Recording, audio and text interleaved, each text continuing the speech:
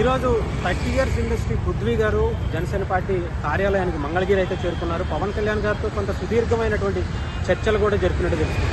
ఆయన అటు గూడూరుకి సంబంధించి ఒక వైసీపీ ఎమ్మెల్యేను కూడా తీసుకొచ్చి పవన్ కళ్యాణ్ గారితో కల్పించినట్టుగా తెలుస్తుంది. ఆయన కూడా జనసేన పార్టీలో జాయిన్ అవ్వాలని నిర్ణయించుకున్నట్టుగా తెలుస్తుంది.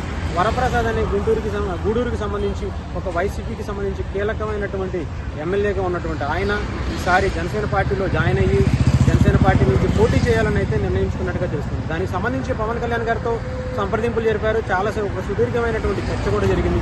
అలాగే ఉత్తరాంధ్రకి సంబంధించి అటు కొంతల రామకృష్ణ గారు కూడా గత కొద్ది రోజుల క్రితమే జనసేన పార్టీలో జారబోతున్నానని చెప్పి ఆయనే ప్రకటించారు. అయితే పవన్ కళ్యాణ్ గారు కూడా ఆయన ఆహ్వానిస్తూ ఈరోజు ఆయన కూడా కలిసి కొంత సుదీర్ఘమైన చర్చ కూడా అయితే వీళ్ళిద్దరూ చర్చలు జరిపారు. అలాగే గూడూరు నుంచి వచ్చేటువంటి వైసీపీ ఎమ్మెల్యే కూడా ఆయన ఈసారి ఎంపీగా పోటీ చేయాలన్న ఆలోచనతో ఉన్నట్టుగా తెలుస్తుంది. దానికి సంబంధించి పవన్ కళ్యాణ్ గారితో మాట్లాడడానికి కొన్ని చర్చలు అయితే జరిపినట్టుగా తెలుస్తుంది. అయితే కొద్ది రోజుల తర్వాత వీళ్ళిద్దరికి ఎటువంటి సీట్లు ఇస్తారు ఏంటి అనేది అయితే కొంత క్లారిటీ అయితే రావాల్సి ఉంది. 30 ఇయర్స్ ఇండస్ట్రీ పృథ్వీ గారు కూడా పోటీ చేస్తారు అని చెప్పి తెలుస్తూ ఉంది. ఆయన ఎక్కడి నుంచి అయినా పోటీ చేసే అవకాశం ఉందా లేదా అనేది కూడా కొద్ది రోజుల తర్వాత మనకు ఒక క్లారిటీ వచ్చే అవకాశం అయితే కనిపిస్తుంది.